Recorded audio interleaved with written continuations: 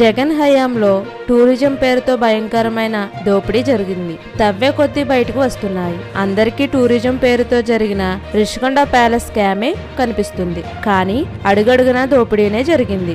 ఇవన్నీ ఆ శాఖ మంత్రి రోజాకు తెలుసో లేదో ఎవరికి తెలియదు.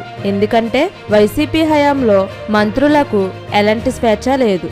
రోజాకు తిరుమల దర్శనం టికెట్ల సంగతి చూసుకోమని చెప్పి ఇతర వ్యవహారాలన్నీ తామే నడిపారు.